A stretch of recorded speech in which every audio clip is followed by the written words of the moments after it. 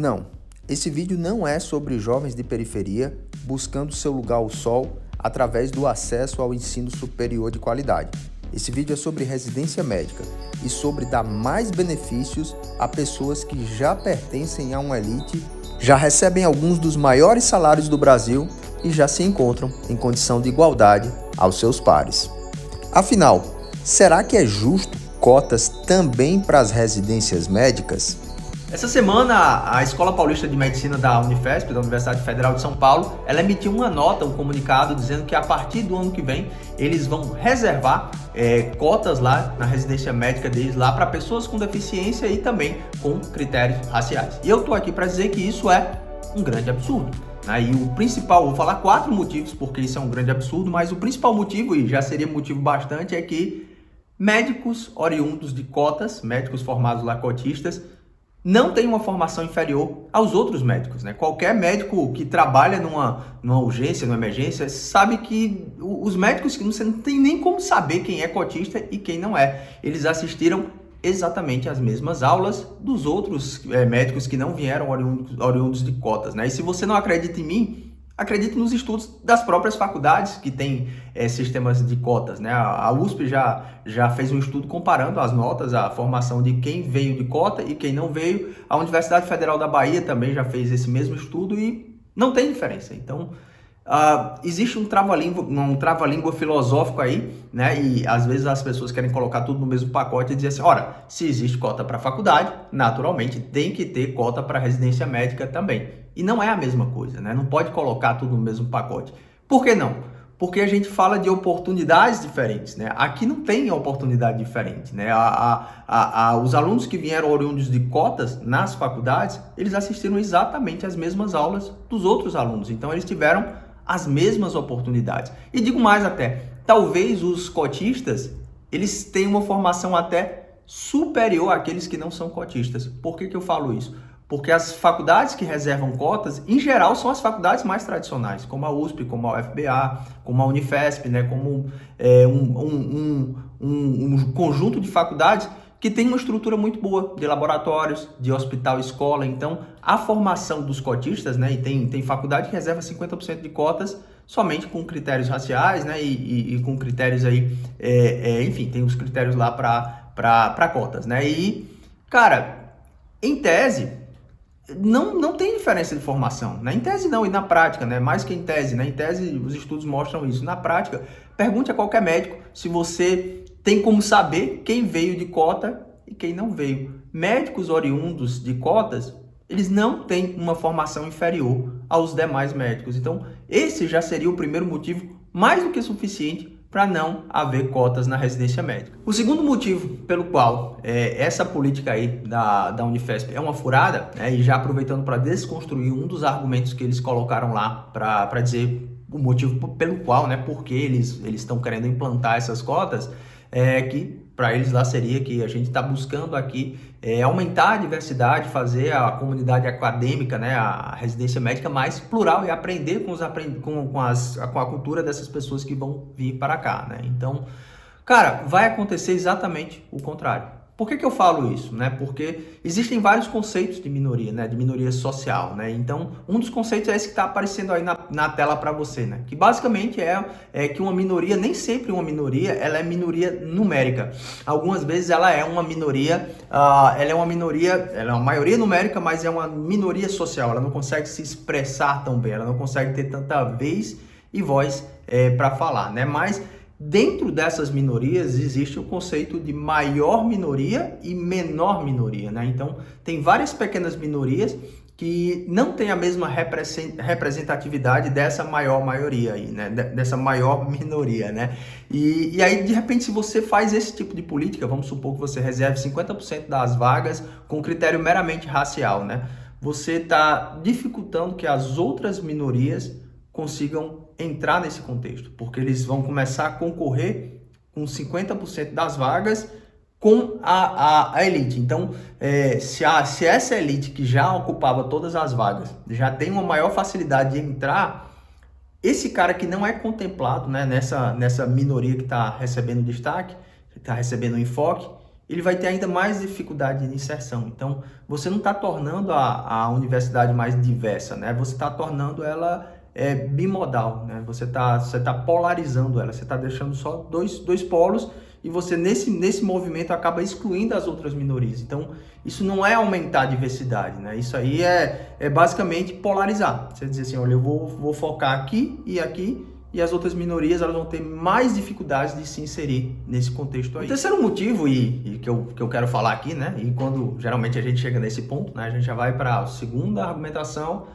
Geralmente quando, de certa forma, alguns argumentos acabam, aí começa a ficar cada vez mais subjetivo, né? A discussão, né? E aí geralmente as pessoas dizem assim, cara, olha, você não tem como opinar sobre isso porque aqui está sendo corrigida uma injustiça histórica, né? Então, a sociedade ela tem uma dívida com pessoas XYZ, não necessariamente racial, né? Então, a gente poderia falar a mesma coisa, por exemplo, a gente poderia falar a mesma coisa com os judeus, né? Eles sofreram o Holocausto, então, de certa forma, a sociedade mundial tem uma dívida com essas pessoas. Ou com os evangélicos, de repente, né?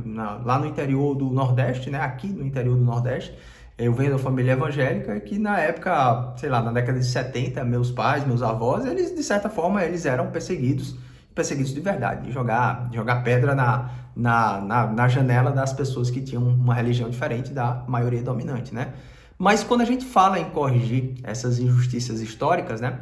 Perceba que essas pessoas que a gente está falando aí, a gente não está falando mais de uma pessoa que não teve acesso a educação nenhuma, nem acesso financeiro. Essas pessoas elas já foram levadas, elas já percorreram...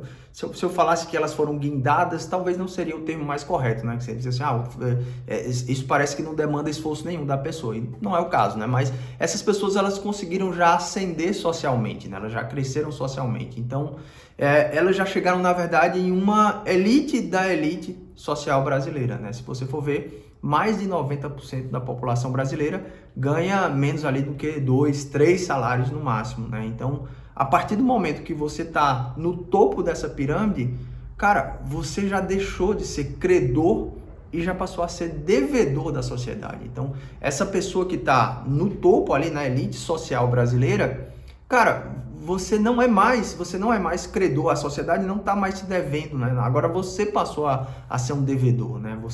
E eu digo você, nós todos, né? Quem está na classe social, se esse argumento é válido, você não é mais credor. Você agora já está no topo e você já está devendo algo para a sociedade, você já deveria devolver algo. Então, essa correção de injustiça histórica, até que ponto ela é válida, né? Porque se as pessoas conseguem ascender socialmente, né?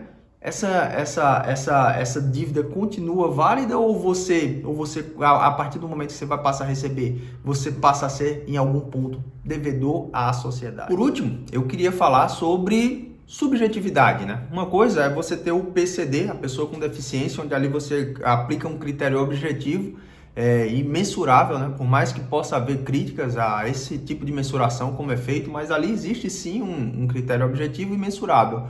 Outra coisa é a questão meramente racial, onde ali você tem um subjetivismo muito grande, né? Você tem, por exemplo, pessoas que têm uma ascensão social muito grande e que obviamente também tem dificuldades, né, por conta da raça, né, caso do Vini Júnior, por exemplo, né, jogador de futebol, mas o impacto que ele tem, obviamente, é muito menor do que aquela pessoa que precisa sair da estaca zero, né, não que ele não tenha saído, né, mas ele está numa posição diferente e os filhos dele vão sair de uma posição diferente daquela pessoa que está na periferia, por exemplo. Então, você colocar esse único critério, ele é muito subjetivo para poder você mensurar o grau de dificuldade que essa pessoa sai, para daí, a partir daí, você tentar igualar as diferenças, né? Então, é muito difícil você mensurar algumas coisas, né? Você, por exemplo, não tem como mensurar a dificuldade que a pessoa, por exemplo, que perdeu o pai, que virou órfão ali na infância ou na adolescência tem, né? Porque se essa pessoa às vezes não perdeu nem só o provedor,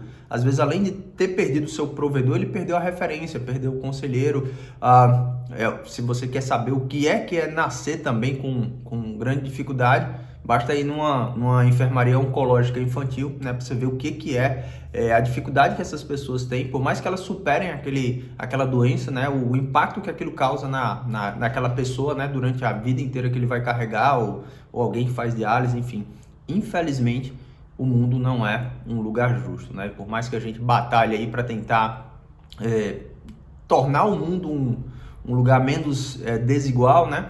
Infelizmente, o mundo ele não é um lugar justo, né? Mas, dito tudo isso, o mais importante, na verdade, é o primeiro que eu falei, né? Que é o fato de que pessoas que vêm oriundos de cotas, pessoas que são médicos, eles são médicos iguais aos outros, né? Então, como não existe diferença entre essas pessoas, não existe motivo, a meu ver, para você separar essas pessoas lá para pós-graduação, né? Que é o que de fato a residência é, né? Então, na minha concepção, a Unifesp ela erra em abrir esse precedente, né? E às vezes a ideia pode ser, o intuito pode ser muito bom, mas acredito que na verdade ela está dando um movimento errado, né? Está cometendo um grande equívoco.